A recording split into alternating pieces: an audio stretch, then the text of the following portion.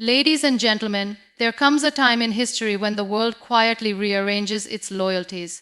A time when the nations once dismissed now stand at the very heart of global power.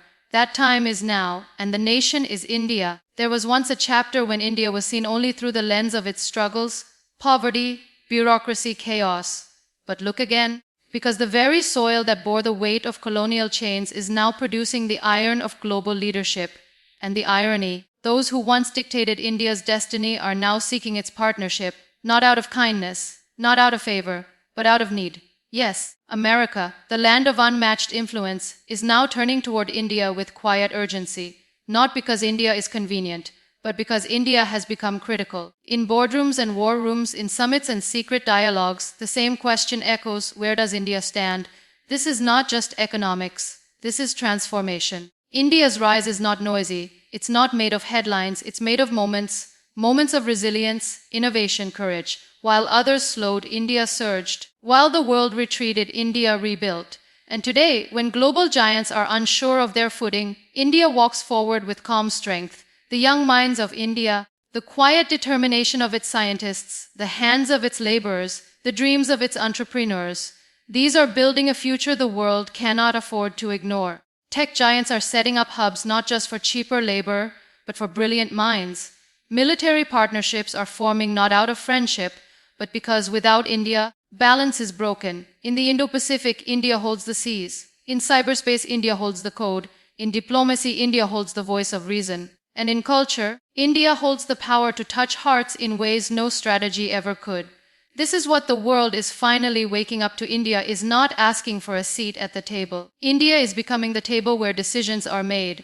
Look at the quiet alliances, the silent signals. Joint military exercises, energy agreements, space missions, tech collaborations. These are not just deals, they are declarations. Declarations that the world's most powerful nation needs a partner with depth, with discipline, with dignity. That partner is India. This isn't just about governments. This is about the soul of a nation that never stopped believing in itself. A nation that chose patience over panic, progress over publicity. And now, as global storms gather, India does not flinch, it anchors. For decades, India stood tall without demanding attention. It built from within, it repaired what was broken, it strengthened what was weak, it modernized its defense, digitized its economy, and humanized its diplomacy, without noise, without drama. And while others jostled for the spotlight, India prepared for something greater, not just relevance but responsibility. Foreign investors, military strategists, and technology leaders now see India not just as a player but as a pillar, a stabilizing force in a world spinning with uncertainty. And as countries decouple from dependency on a single dominant power, India offers what no one else can: scale with stability, strength with humility, ambition with wisdom. America, long seen as the architect of the global order, now finds itself in unfamiliar terrain. It cannot lead alone, it must partner with conviction, and it turns toward India not merely to hedge against China or counter global threats, but because India represents the kind of leadership the future demands: firm, fair, and far-sighted. And what about influence? It's no longer measured in battleships or GDP charts. Influence today is measured in trust, and India has earned it. Not through domination, but through consistency. Not through coercion, but through character. The Indian diaspora, the silent ambassadors of this rise, have already reshaped global industries, universities, and institutions. From tech CEOs to policymakers, their impact is rewriting the global narrative of who leads and how. India's cultural power, philosophical depth, and democratic integrity are now threads in the fabric of global thought. Even in space, India has marked its presence, not with extravagance, but with efficiency. Its lunar missions, satellite launches, and scientific innovations have signaled not only capability but intent, a quiet but clear declaration that India is not here to follow, it is here to lead. And leadership doesn't come with declarations. It comes with decisions. Every move India makes, whether in trade, defense, technology, or diplomacy, is being watched not with doubt but with deference. India's journey is not one of sudden emergence, but a story of consistent perseverance, of a civilization that has weathered storms, risen from ashes, and stood tall without ever needing to shout. It has watched the world change not by force or fear, but with the quiet confidence of a country that carries thousands of years of wisdom in its bones. Today, as nations race to redefine power, India walks differently, not in haste, not in arrogance, but with the silent certainty of a force that knows its time has come. The world today finds itself at an inflection point. Old alliances are cracking, trust in institutions is weakening, and the definitions of power, influence, and leadership are being rewritten. In this volatile landscape, the search for stability, for a partner who is both firm and fair, has brought global powers back to a door they once overlooked. India's. The same country once dismissed as too poor, too chaotic, too slow is now being viewed through a new lens. Because now the world sees not what India lacks, but what it offers: vision, discipline, balance, and strength rooted in principle. The United States, with all its might, resources, and historical dominance, finds itself needing India, not out of desperation but out of realization, a realization that without India the global equation remains incomplete. Economically, India offers not just a market but a mindset, a hunger to grow, to innovate, to uplift. Strategically, India offers not just geography but grit. And culturally, it offers not just tradition but the rare ability to unite seemingly opposing forces. Modernity with heritage, science with spirituality, discipline with freedom. This recognition is reshaping how power works in the 21st century. No longer is influence dictated solely by who has the loudest voice, the biggest army, or the strongest economy. Influence now comes from those who can inspire trust, from those who offer stability in chaos, reason in conflict, and hope in division. India is becoming that center of gravity, a center not built on force, but on faith, faith earned through action, through resilience, and through quiet, consistent growth. Every major power today is searching for relevance in a multipolar world. They are looking to hedge their bets, diversify their partnerships, and protect their futures. And again, all paths lead to India, whether it's in military alliances, technological collaboration, energy security, or cultural outreach. India is no longer the option, it is the answer. And yet India remains humble in its rise. It doesn't conquer, it collaborates. It doesn't dominate, it participates. This rare approach is what sets it apart in an era of aggressive diplomacy and transactional relationships. When the world turned to India during the pandemic, it delivered not just vaccines, but dignity. When cyberspace needed stability, India offered not just coders, but innovation. When military balance needed reinforcement, India contributed not just soldiers, but strategy. And when international forums needed credibility, India brought not just numbers, but narrative, a narrative of fairness, of sovereignty, of development with compassion. This blend of ethics and effectiveness has made India a force no power can afford to ignore. At the heart of this transformation lies something even deeper than policy or politics.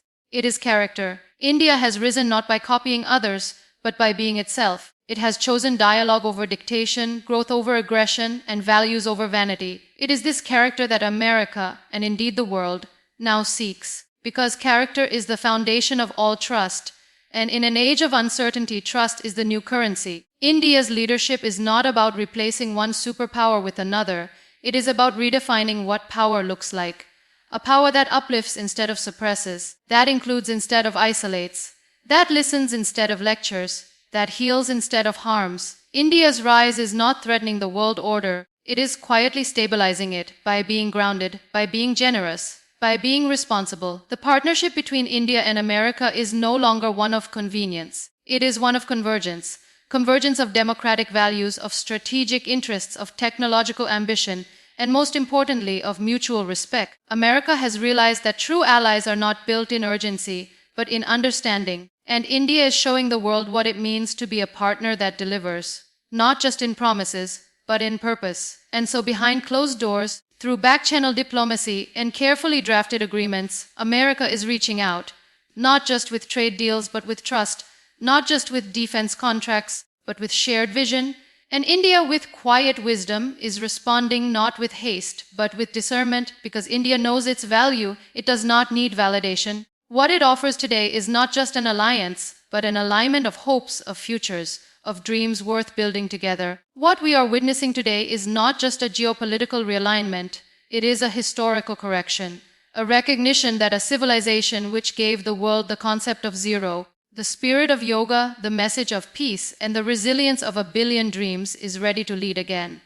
But this time not from above, but from among. India's leadership is not vertical, it is horizontal. It is not about being on top, it is about being in the center, where influence meets integrity, where ambition meets accountability, and where progress meets purpose. The rise of India is not only about economics or defense, it is about dignity. It is about showing that even in a world obsessed with speed, there is power in stillness. That in a world addicted to noise, there is depth in silence. That in a world divided by ideology, there is strength in balance. India's story is a living reminder that transformation is possible, not just for countries, but for civilizations, and that greatness does not always come with a bang. Sometimes it arrives with a whisper. This is why today, America, once the unquestioned leader of the world, is learning to share the table. And more than that, it is learning to listen. To listen to a voice it once ignored. A voice that speaks with grace, with calm, with conviction. That voice is India. So let the world know, India is not rising to prove anything to anyone. It is rising to fulfill a promise. A promise to its people, a promise to its ancestors, a promise to the world that leadership rooted in values, in empathy, and in vision is not only possible but powerful. And in this promise there lies a quiet revolution. One where borders become bridges, where technology becomes a tool for equality, and where power is redefined not by who can destroy, but by who can build. That revolution is being led by India, not with pride, but with purpose. So, as the world watches, questions, and sometimes even doubts, India continues. It continues to move, to grow, to evolve. Because India does not chase headlines, it creates history. It does not follow trends, it sets the tone. It does not seek applause, it delivers impact. And perhaps this is what truly makes India extraordinary. Not its size, not its numbers, but its soul. The soul of a nation that has seen darkness and still chose light. That has felt pain and still chose healing. That has been doubted and still chose belief. And so, to those who now come knocking, not with demands, but with respect, India does not say, "We told you so." It simply says, "Let's build something better, together." Because the future will not be written by those who shout the loudest. It will be written by those who think the deepest, lead the bravest, and rise the humblest. India is rising, and this time the world is listening, silently, carefully, gratefully, because it knows India's time is not coming. India's time has arrived. And so as the world stands at a crossroads, unsure of its next step, lost in its own noise, India rises, not by pushing others down, but by lifting itself up. It rises not with thunder, but with grace. It doesn't scream for attention, it earns it. The world has begun to notice, quietly, slowly, humbly. The same world that once wrote India's future with a foreign hand is now asking India to co-author the script of tomorrow.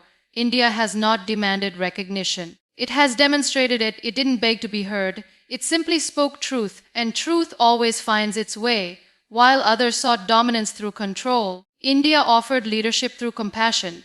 While others measured strength in missiles, India measured it in minds, in morality, in meaning. Because India knows what is built on fear can be broken by fear, but what is built on faith becomes unshakable. In this age of confusion, where borders blur and alliances fracture, India brings clarity, a clarity rooted not in perfection, but in purpose. In a world racing toward artificial intelligence, India reminds us of emotional intelligence. In a time obsessed with speed, India teaches the value of stillness. And in an era where influence is often bought, India proves that true influence is lived, earned, and remembered. This is not a country scrambling to fit into global models. This is a civilization offering a model of its own, a model where strength does not mean suppression, where growth does not mean exploitation, where progress does not come at the cost of principle. It is not India's economy that defines it. It is not its military, nor its markets, nor its minerals. It is its mindset, that timeless mindset that sees unity in diversity, resilience in adversity, and opportunity in every obstacle. What we are witnessing today is not a shift in policy, it is a shift in perspective. Nations are no longer asking what they can give India. They are asking what they can learn from it. Because when a nation walks its path with humility and honor, even the strongest begin to walk beside it, not ahead of it. The West is no longer leading India, it is leaning on India, not because India demands loyalty, but because it radiates trust. And in today's fractured world, trust is the rarest currency. Look closely. You will see this everywhere, in the cautious admiration of foreign leaders, in the quiet adjustments of global strategies, in the subtle deference at summits and dialogues. India has become the silent reference point in the global conversation. Its actions speak even when its words are few. Its culture captivates even when its policies are contested. Its people, scattered across continents, carry a legacy far older than modern maps can capture. And perhaps that is India's true magic, that without conquering it connects, without demanding it delivers, without shouting it shifts narratives. The strength of India lies not in what it shows the world, but in what it reflects back to the world, a mirror of possibility, of purpose, of peace. This is why America now watches, not from above but across. This is why Europe listens. This is why Asia aligns, not out of obligation but out of respect. Because India has not just risen, it has risen right. It has not just evolved, it has elevated the entire conversation about what power truly means. And so, when the next chapter of global history is written, not with ink, but with action, not with speeches, but with choices, it will remember this moment. A moment when a once dismissed nation, grounded in spirituality and guided by vision, showed the world that power does not always roar. Sometimes, it simply stands still and shines. India does not need to dominate, it only needs to be. And that is enough to change everything, because the world didn't give India power. India became power.